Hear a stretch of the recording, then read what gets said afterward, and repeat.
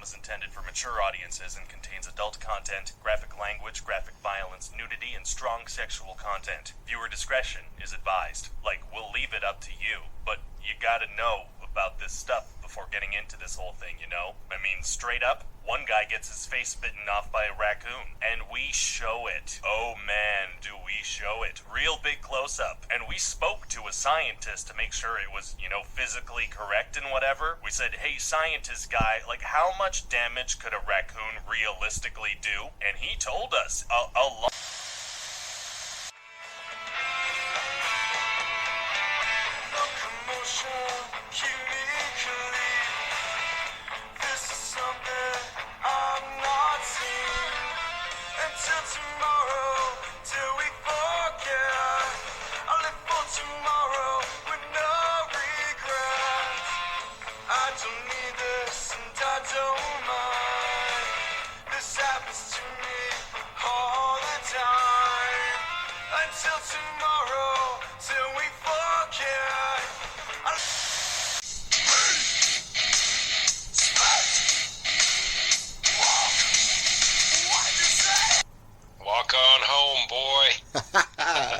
What is up, Xanatos, man? How are you? Hey, what's going on, man? Man, I'm just chilling, talking to you. How's your life? I'm all right. Yep. Just chilling right now. Had my cookies on my way out of work, and feeling pretty good. Feeling all right. Well, for the people that don't know you, you want to tell them a little bit about yourself? Sure. So I'm a VC with LAA, and been flying with them, I think, since probably about, I don't know, July, I think, of last year. Anyway, flying F-18 still. But that's what I fly, as an F-18. Like, I stopped at Tier 5. So, actually, speaking of that, what do you, like, who are you actually IRL as well? I think people would be interested in that. Well, I'm a dad. I've got, I've got 5 kids of my own, plus 1 foster kid.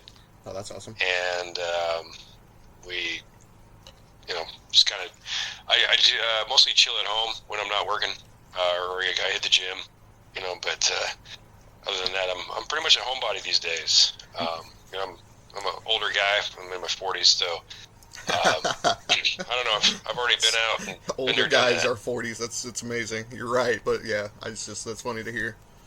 So yeah. Me and you kind of know each other, but most people don't know each other like you and I do. So I know that you're a veteran, and I'm really interested, and I hope people get to know you a little bit more. You're one of the heroes that allow me to sit here and record some Grimfessions, whatever that means. And yeah, could you tell a little bit about your service, I guess? Sure. So I did 17 years. I was in the U.S. Marines, and what's that? I said hoorah. Oh, yeah. And so I enlisted back in 1997, and I'm a Hollywood Marine. Did my time on the West Coast there, and then I've been with 4th Marines, 3rd Recon Battalion, and then 3rd Force Recon Company, 1st Battalion, 23rd Marines. Jesus. Been to 13 different countries. Been in both Iraq and Afghanistan wars. Wow. See, and yeah, I'm even learning stuff, actually. So, there was this thing in Grimmy's that you posted that I really wish we could touch base on, about the pink gloves. Yeah. Can you talk about that before we get anything else? Yeah. So, I wrote about this, like the year it happened, and I guess everybody liked it so much, and they were like, you should tell this every year. And so, ever since then, and that was like maybe 2009 or something like that. Yeah, it sounds about right. I've been telling this story over Memorial Day, and it actually took place just before the Marine Corps ball in 2009. And as any good unit would do, they're doing the dress blue uniform inspections because they don't want everybody to walk in all dicked up and looking like a bag of ass at the fucking ball. Yeah. So, yeah. We're all out there in our dress blues, and they've got this new staff sergeant that just came on board, and he's running the uniform inspection. He's going through, and everybody looks great, He's actually like, man, you guys have some like really good uniforms, and I don't think he didn't realize at the time who he was talking to, because our uniforms have to be pristine for that detail. And then he looks down and he's like, Jesus fucking Christ, what the fuck is wrong with your gloves? And I hold them up and I'm like, what's wrong with them?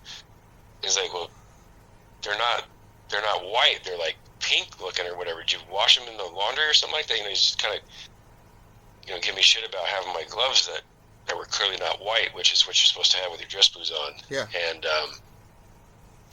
so he's like, I was like, well, they were white when I started, but and I told him, I was like, I'm the NCOIC of the funeral honors detail, and you fold so many flags, it starts to run on the gloves and they turn pink like that. And he just kind of backed down and kind of shut his mouth, and he was just like, whatever. And so, I have this whole story where it's, clearly sounds better because I took some time to write it out. Well, no, my question is, can you tell him why your gloves were pink? Right. So, because they when you're folding the flag over a coffin, you have these really crisp movements, and you run your fingers along the flag when you're doing the 13 folds. And so, how long did it take to make your gloves pink? So it depends on the flags. You get the free ones from the post office. If you take their death certificate to the post office with their DD-214, you can get a free flag for burial services. So how many years did it take them to get pink, I guess I should say? Oh, they get pink they start turning pink after a couple of services. I see. In fact, what I was going to say is, what I didn't put in the story is that, like, that particular set that I had on, and they weren't even all that pink yet. Like, I had a small box in the back of my Jeep that was full of fucking pink gloves. It's both amazing and tragically just fucked up. I don't know what else to say. Basically what I'm hearing is, you've done it so many times, and he finally understood, that kind of thing. Yeah, and after a while, like, when you're, or at least our FHD group, Funeral Honors Detail, we, it was kind of like a thing. We were proud that we had these gloves that were that color. It was just kind of like, this is what we do. We're burying our brothers and stuff like that. So I can honestly understand that. It seems like you're absolutely honoring everybody. Yeah, But since that guy was new to the unit, he didn't really know, I guess, that whole thing there about that. And so we were in Colorado at the time, and our Funeral Honors Detail covered Colorado, New Mexico, Wyoming, Kansas, Nebraska, Utah. So that whole area, we did all the funerals. That's just... What does that do to you, like, mentally, honestly? I would say that was probably the best and yet worst billet I ever had in the Marine Corps. Yeah. It's the only way I can really describe it. It's surreal, and it's like you have a deep sadness because you feel like you know these guys. You know their stories. You've been to the same places, maybe even in some of the same units. Maybe you even know the guy. Yeah. But you're doing that. I don't want to say a performance. It's a ritual. You're performing this ritual for the family, and everything has to be crisp and precise and perfect. And I'll tell you, there's the most nerve-wracking thing I think I've ever done in my life is hand a flag over to the next of kin and have to give that speech, on behalf of the President of the United States, the Marine Corps, and a grateful nation, please accept this flag as a token of the honor and sacrifice of your loved one. Can I ask you something that you're out of the military, right? Yeah, I'm out now. Okay, so that speech you repeated 1,000 times, do you believe it? Yeah. I felt almost like every time you hand a flag over, it's almost like a little piece of you, your soul kind of got ripped off with it and I guess when you hand that over. I guess when you say from like, when you had to repeat from the president, like I understand your brotherhood, but do you honestly believe that? And this is kind of like kind of off topic, but exactly what I mean. You're out there burying your brothers, the people that sacrifice shit so I can do this right now, right? Do you have any anger, I guess, with our government and our military, the way stuff's handled? So here's the thing: America has always been at war about every 20 years. We get into wars over the dumbest shit all the time. And, the thing is it was said, by a Marine, in fact, that war is a racket. And it is. That is one of those things, one of those realities that you have to come to grips with, before you even enlist, that, I'm going to join the military. I'll probably be in a war. I could very well get killed in this war. And I may not necessarily agree with the war to begin with, or why I'm there, but I'm doing this to serve my country, and if that's the will of the country, then that's what I'm doing. Well, have you ever heard the expression "lions for lambs"? No, what's that? Have you ever heard the expression "lions for lambs"? Lions for lambs? Mm-hmm. No, I guess I don't think I have heard that one before.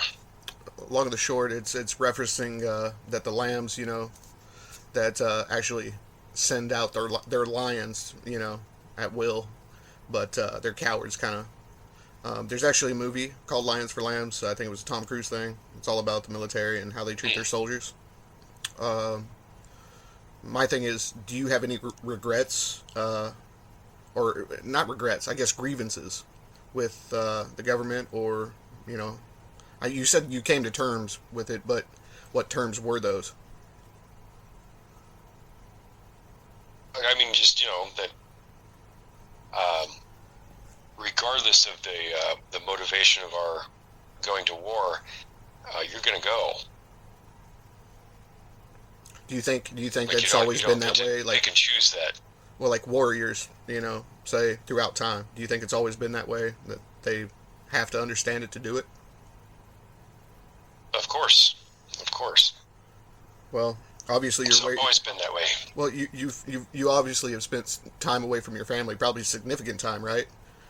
Can you talk about? Yes. Can you open up a little bit, talk about like what that did to you? At least, like say the first 4 years or however long you were away.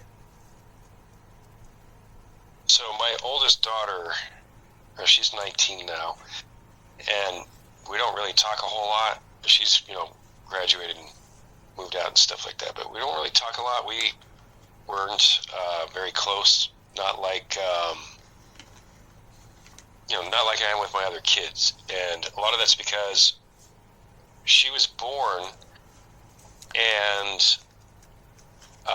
she was actually my wife at the time. This is my first wife. She was induced for labor, and so that she could try to have the baby before I left, because I was supposed to leave that day, and then they basically put in like an emergency extension thing, and they gave me like 2 days. So I got to be there the day she was born and the day after, and then I had to get on a plane and get out to 29 Palms because we were doing our workup for Iraq.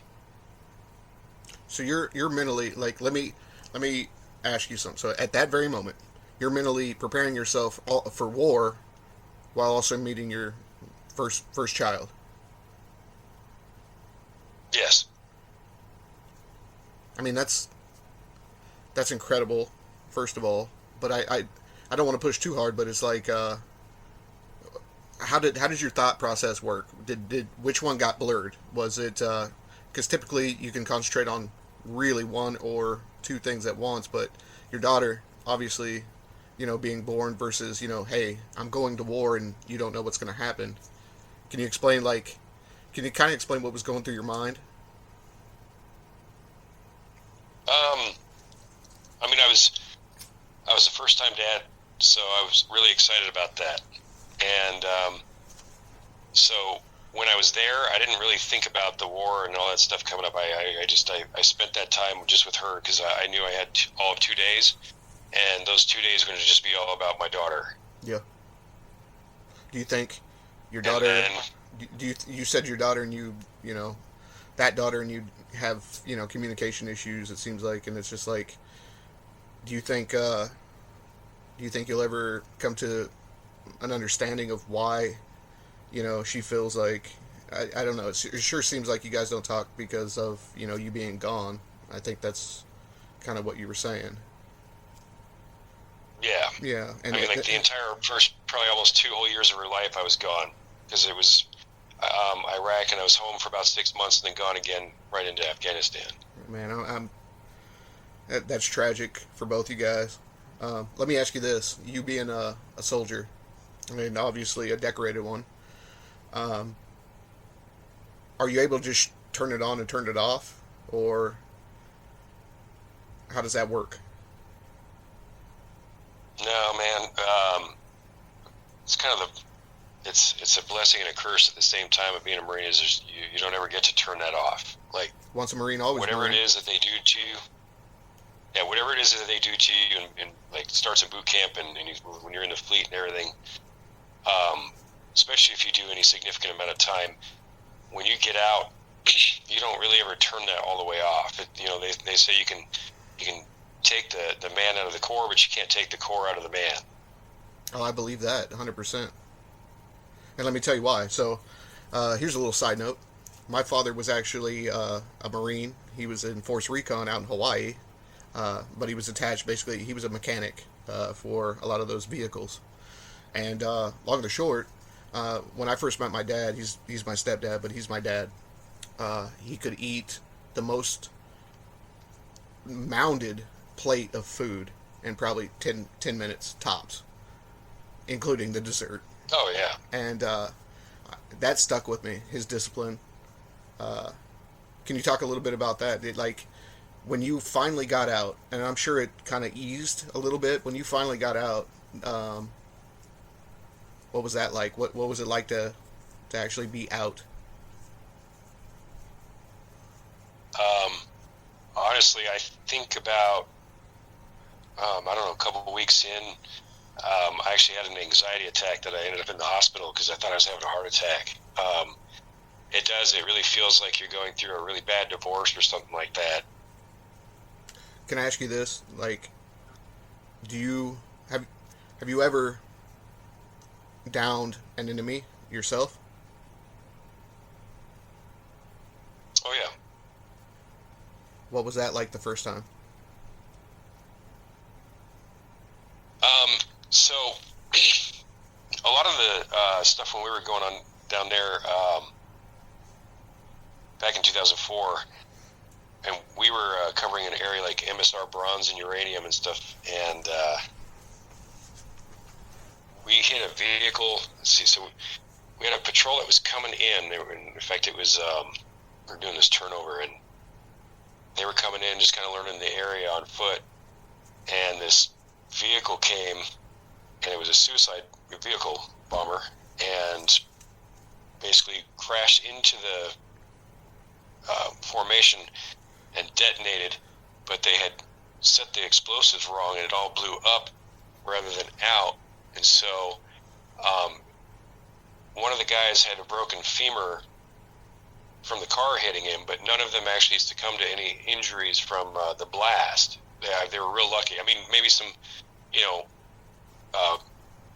eardrums and stuff like that, but nobody was killed. Nobody was, nothing like that. So they were really lucky. And there was another one right behind him, and we all lit that vehicle up. I mean, everybody shot that guy. So it was interesting because it's like, you shot him, everybody else shot him. It felt almost okay. Well, I mean, shit, at the moment it was like you're either going to drill him or he's going to kill you. So No. I understand that part. I just meant the justification now. Oh yeah, I mean, I done it again now. Yeah. Is there any demons kind of from anything else you've seen? Yeah. Yeah. There's.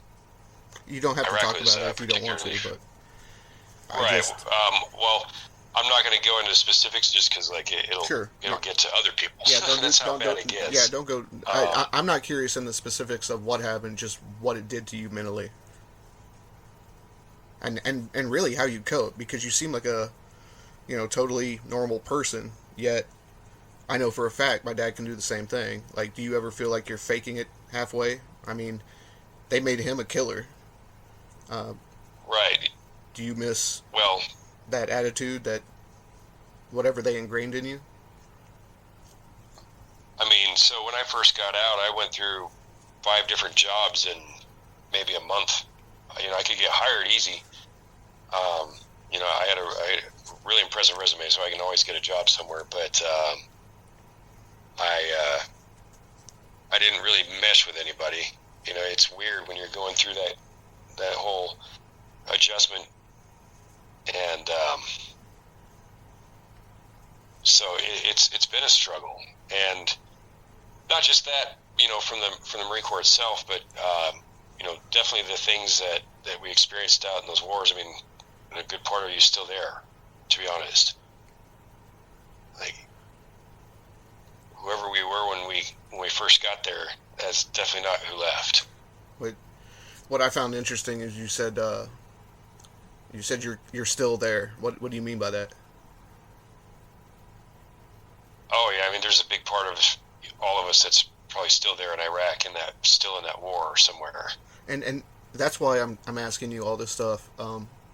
I don't think people understand, especially right now in these times, right? So, military bad, whole bunch of stuff bad. I guess my question is,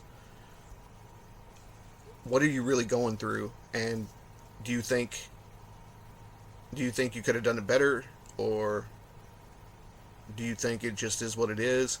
I mean, I guess really, I want you to tell the story of all your friends and really brothers in arms, because I don't think people understand that. So here's the thing: if we were going to have to do these wars, like let's say if we put all the conspiracy theory and stuff about it being an inside job with 9/11 and all that aside, let's say that no shit, we were attacked by these guys. I was fine with us going in to do the things, especially with Afghanistan. And I think that we needed to have an end game, though, and we really didn't need to go there and try to be colonists. I know it was a good. It's weird because it's good. I saw some good later on. We brought some democracy to Afghanistan. There's an entire generation of females, girls that grew up to be educated women, and some of them even going as far as getting college educations, which would have been unheard of under the Taliban. Absolutely. So, a lot of people can argue and say it's not our responsibility, it's not our job. You're right, but there's that part of the at least the 1980s American spirit where we still believed in those who can should, and that includes helping people that were less fortunate. Well, that's funny that you just said that, because I was actually in my mind thinking the quote of evil only persists when good men do nothing. Right. And so Do I think it was worth it in that sense? Yeah. Do I think that a lot of crooked people, Dick Cheney, for example, did they profit from it? Of course they did. Were we there because of those people? Largely, yeah. Iraq, I think, more so than Afghanistan, though, for his benefit. But oil. It's always oil, money. Right. Well, he also had the big shares in Halliburton, and of course that became the top contractor for moving equipment, supplies, everything throughout the entire country. Yeah, absolutely. And Jesse Ventura so talked high risk about that. movement, you're just charging hand over fist, and the dollars just rolling in. So that guy ended up with a golden parachute that his grandchildren's grandchildren won't ever touch the ground with. Oh, no. He was that before he was in power. But there's a movie actually called, I think it's called War Inc. And it's, of all people, it's John Cusack that plays this and was kind of a big part. And it's basically a parody of, Cheney and how shit was working then. But what he exposed was the same thing that, a soldier and somebody, I think, ideologically is completely opposite of you. I don't know how many people know about John Cusack, but I'm pretty sure, you guys would be on the opposite poles. However, the movie's worth watching. It is actually pretty good. Yeah, it's called War Inc. I don't know. 2000s, who knows? What was the other thing I wanted to ask you? Obviously, Sky Warriors. I'm going to say, hope you guys are well and all that, but good luck. You have any thoughts on that? On the Sky Warrior stuff? Yeah, I'm just curious, because I think everybody feels the exact same way, but maybe everybody hearing it in their own voice, maybe that's a good thing. What happened to you specifically? So here's the thing. So the game was great. Like I always in fact I've put pictures of it on various channels in Discord. I had the old Nintendo Top Gun and Captain Skyhawk, and I loved the Tomahawk or not the Tomahawk, the Tomcats, from Top Gun and all that stuff back in the day.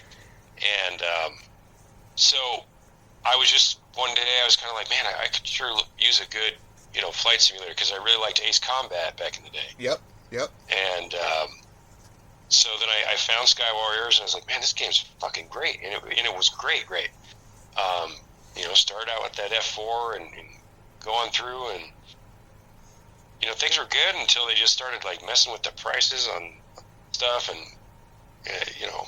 and the different tiered weapons now that you can upgrade stuff. It became a really shameless money grab, really, and so I don't really play it as much anymore, not even close. I used to average 40-60K a war, and this is way before the doublers and all that stuff. It's just every war is what we did. Well, and now no thanks. well, here's my question is let's say a mod developer, whoever, somehow came across this, right? Could you tell me roughly how much money you spent? I don't want to get you in trouble, but let's say you and and your wife combined. Who's your wife, by the way? Well, she's not in the game at all. Oh, she's not. Okay.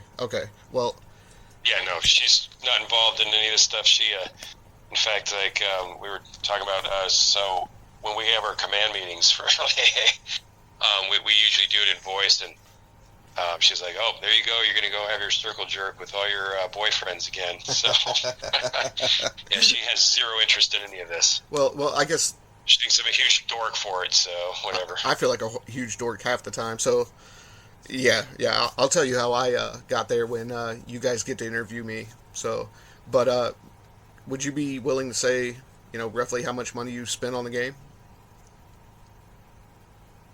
Shit, yeah, so I don't know, so that's the thing about lot. Grim Fashions. I'm going to ask you stuff you don't necessarily have to answer, but The goal. No, I mean I don't even know, but I can tell you it's a lot. Like, I bought I'm over F-18. I'm over 2,000, but I have 12 planes. Oh, yeah, easily. How many planes do you have? So I have quite a few because I have more than one account. Okay, well, so the whole reason I was buying planes is because I was just like you, I was an aviation nerd. I didn't realize that this would turn into what it was, right? Right. But if you've easily done $2,000, right? You're one of probably an average player. Easy. See, and that's what I'm trying to find out. I'm trying to find out who's the average and why they're pushing the money up like they are. Right. I know for a fact that they had an angel investment of like $260 million. Now they have, I want to say, who knows how many IPs they have or games, but they also just opened a second studio, and congrats to them. Like I'm not trying to do these things to bash Sky Warriors. Actually, I really want people to be honest enough to expose who they are without doxing themselves, and explaining to the devs at the same time, like, hey, this is your player base. If you care at all, there you go. Yeah, I just wish they'd bring the fun back. You know what I mean? I remember the high watermark.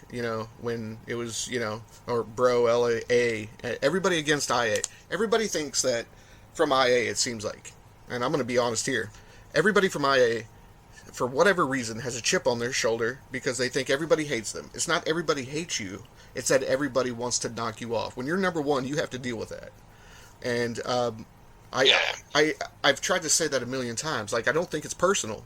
I mean, people can accuse them of cheating, but guess what? That happens to everybody. Do you have any thoughts on like the Bro War or the LAA war against IA?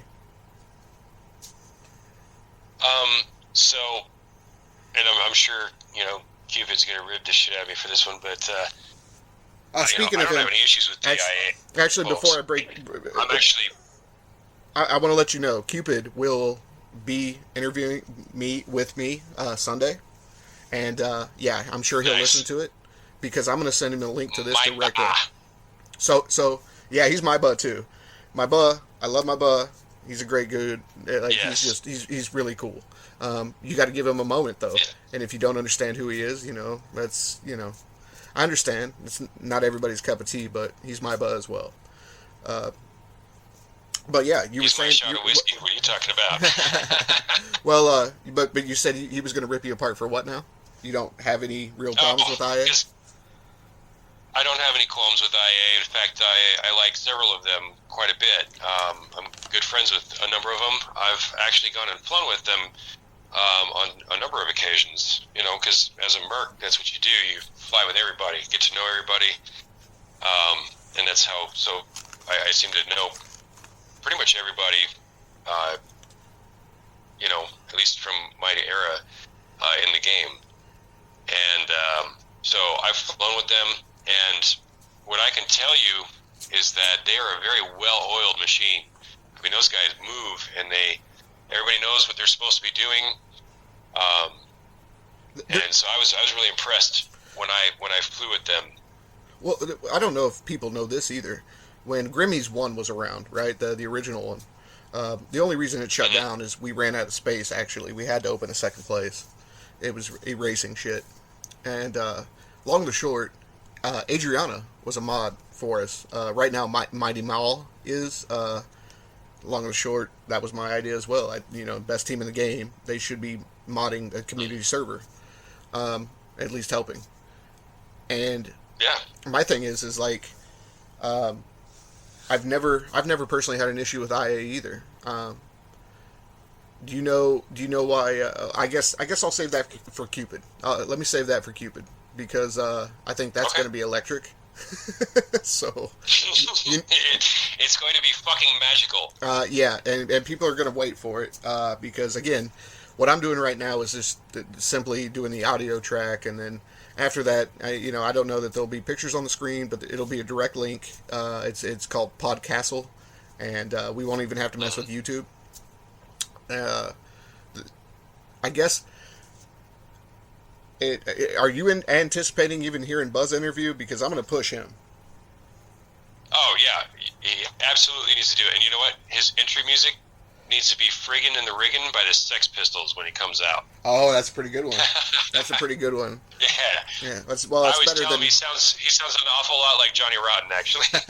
Well, it's someone else compared him to Arthur, but the Vine guy. But honestly, that's probably a better entry, music kind of thing. Because I was just going to use gay porn, but Nice. yeah, I mean, if the shoe fits, right? But I guess we've kind of reached the point where it's like, do you have anything to say? Shout outs or, just off topic questions?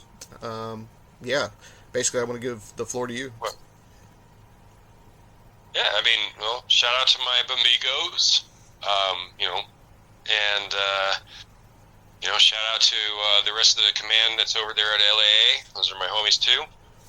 Chain and Chips, known them a good long time, and let's see, shout out to the Batch because I came from the Batch. I was one of their VCs at one point as well. And we all still want to know if it's supposed to be, what is it, Snack Eyes or Snake Yes? I'm pretty sure it's Stanky Ass, but yeah, I love Snake Eyes. He's a good dude. Yeah, he's a good guy. Yeah. So, yeah, I mean, I guess that's it. Then, just shout out to the rest of the community. I actually really, I like the Skywars community. That's the thing I like best about the game anymore is, for all of our shenanigans and our, filth that we produce every day, it's actually a pretty wholesome community. Everybody tends to get along for the most part. Yeah, I think that shit like this will help as well. So, again, this is the whole reason that this even happened is I was thinking, okay, a lot of these guys are going to be leaving soon, but this is still part of their lives. Like, it's only been 7 months for me, and I'll probably remember this until I die, right? And portions. But it would be cool to come back Absolutely. and be able to listen to this stuff and be like, there's a mix of cringe probably in 3 years, even now. But at the same time, it's this is what we do. I wake up and I talk to you, or Buh, or Mama, or every Sky Warrior that's in Grimmy's channel right now. And I think that each and every person deserves a chance to really explain who they are. And when you're in a competition, that doesn't really translate. I think there's a lot of misunderstanding, and I think a lot more respect could come from each other if we knew who we were. And the whole reason this spurred in my mind, because I think I will drop this first, Zan. I think I will. But the whole reason this came up, even as an idea, was because of what the community did for Black Wolf's family. Like, that was the last thing in the world I thought Sky Warriors would be possible to pull off. And I don't know if the number's still going up. I know it's well over its goal. And I hope, shout out to anybody that posts links to Black Wolf's GoFundMe. Yeah. He was a good guy from what I hear. I may have flown with him, but at the same time, if that many people are willing to donate to his family, he must have been a decent person. Yeah. Well, and also our boy Bum Rush before him. See, I didn't know that. After that, his father actually flew with LAA for a good while. Wow. And he still will come in every once in a while, because he comes in to, he has the, this is one of those things that he has left from that, and so I get that. I do too. I do. Yeah, and so anytime he wants to fly with us, he comes in, and we're like, absolutely. Well, shout his name out. And yeah. His game. Well, he just goes by Bum Rush's dad. So. Bum Rush's dad. No, that's fine. That's fine because Bum Rush's dad. because honestly, as long as you have a place in LAA to drop a single link, anybody can hear this, and yeah, I think that's an amazing story, and he's absolutely got the people that his son spent time with, and that's the whole reason I want to do this, is because I can be friends with just about everyone, and appreciate them. I think where it's going to get interesting later on down the road is people that I may disagree with or may not like. My own bias. I think those are going to be interesting, but I hope we both learn from each other. And I encourage international people that, I find that a lot of people that can speak English pretty well still think they can't, and I'm interested. So hopefully we can get some more international people that will be able to come in and have somewhat of a coherent conversation. And there's a lot of people that speak English just fine. They just don't know it. So Yeah. Dude, I can't tell you how much I appreciate this, and I hope we covered everything. If not, I'd love to have you on again and just do it again. Like again, these are going to be links that people can look back in 3-4 years and say, I remember those days, because this is real. Despite us playing, with virtual planes and stuff, that's a game. But our interactions are why I don't ask for a refund, if that makes any sense. Right, exactly. Well, brother, man, I guess we're kind of done. So, any last things you want to say before